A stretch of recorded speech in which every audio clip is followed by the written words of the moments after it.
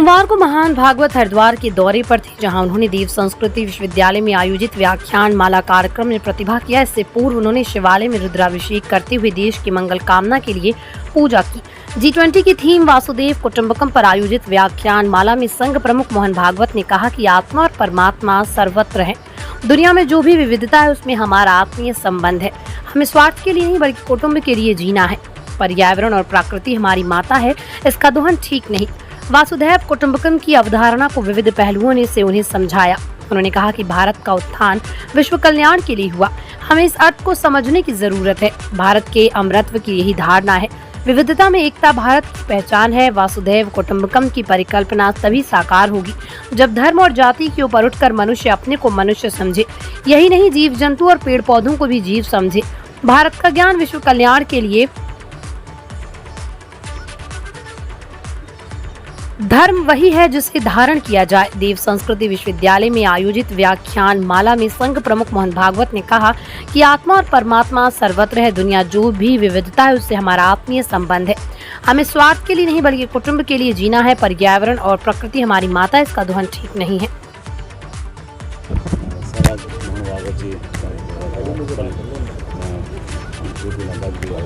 किस तरह प्रोग्राम है, क्या थीम है इसकी? ये थीम जैसे भी आपने सुना कि वसुधैव कुटुंबकम की थीम है कि हम केवल अपने ही लोग नहीं, हमारा पूरा वसुधा जो है वो हमारे लिए छोटा कुटुंब है। इस तरह की बड़ी सोच रखने की हमारी वृत्ति है। देव संस्कृति हम जिसके नाम को लेके चलते हैं उसकी सोच क्या है, उसके पीछे मूल आधार क्या है, देखने के लिए हमने प्रयास किया है। और ये लोगों तक पहुँचना चाहिए। ये दृष्टि है सबके पास में है। ये हम लोग इस दृष्टि को विकसित करते नहीं है, देखते नहीं है, क्योंकि हमारा जो आधार है वो स्थूल है। ये सूक्ष्म आधार है। इसके लिए अपने को थोड़ा सा समय देना चाहिए, थोड़ा सा विचार देना चाहिए, और वही विचार देने का प्रयास हम लोग कर रहे हैं। देश संस्कृति का ये काम भी है तो जनता तक इस विषय को पहुँचे, इसका विचार पहुँचे, ताकि वो इसके बारे में थोड़ा सा सीरियस दृष्टिकोण रखें।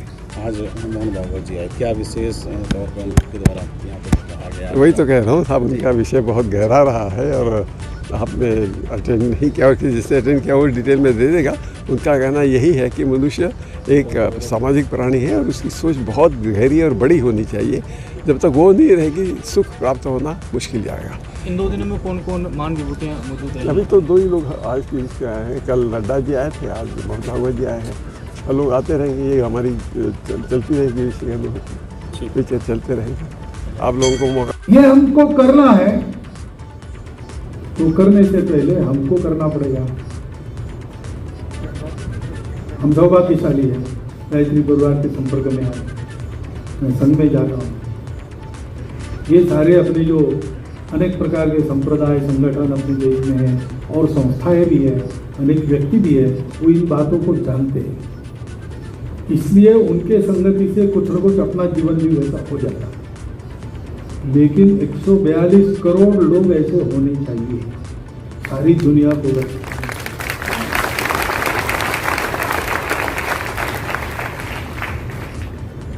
हमारे यहाँ अभी हुआ G20, उसमें C20 नागपुर में हुआ। तो नागपुर में अमृतानंदमयी माता जी अध्यक्षता कर रही थी, कैलाश सत्यार्थी जी आए थे। उन्होंने विषय रखा हुआ कि आप लोग ग्लोबलाइजेशन वगैरह की बात करते हो, अर्थव्यवस्था का ग्लोबलाइजेशन ऐसा है। पहले करुणा का ग्लोबलाइजेशन करो, कंपैशन, ग्लोबलाइजेशन ऑफ कंपैशन। क्योंकि सत्य तो है, एक ही तत्व है, वो कहीं जाता वाता नहीं, बाकी तो चलता है। मरते मिटते हैं फिर से उपजते, मरते मिटते हैं फिर से उपजते। इसलिए उसका शौक मत करो। लेकिन तो पत्थर दिल की बात हो गई ना।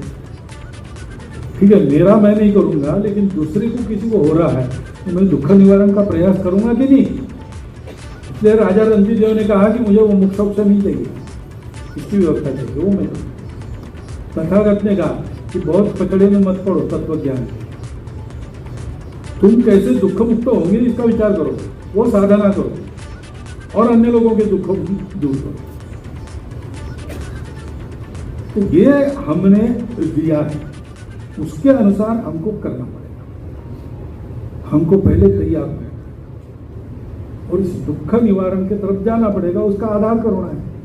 करुणा है में अपनापन है, नहीं तो करुणा रहती ही नहीं। प्रेम है, करुणा है, ये सारे एक ही गुण संपदा के अनेक पहलू हैं।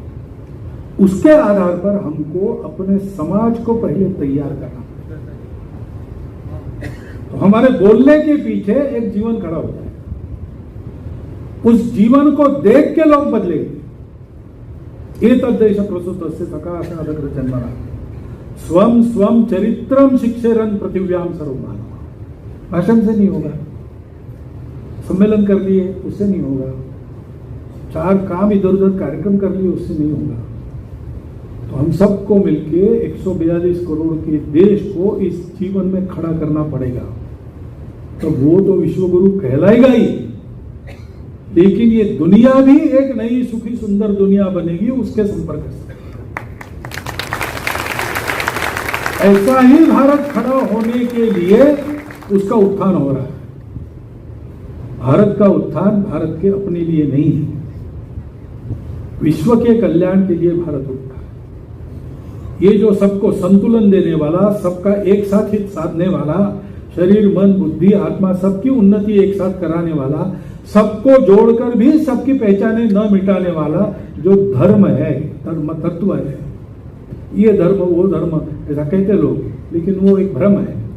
एक ही धर्म है, जिन नियमों के आधार पर चलता है, बिखरता नहीं, टूटता नहीं, ऊपर उठता है, वो धर्म है। स्वभाव को भी धर्म कहते, कर्तव्यों को भी धर्म कहते, जिसके आधार पर धारणा होती है वो धर्म है। वो धर्म दुनिया को देने वाला भारत, ये हमको खड़ा करना है।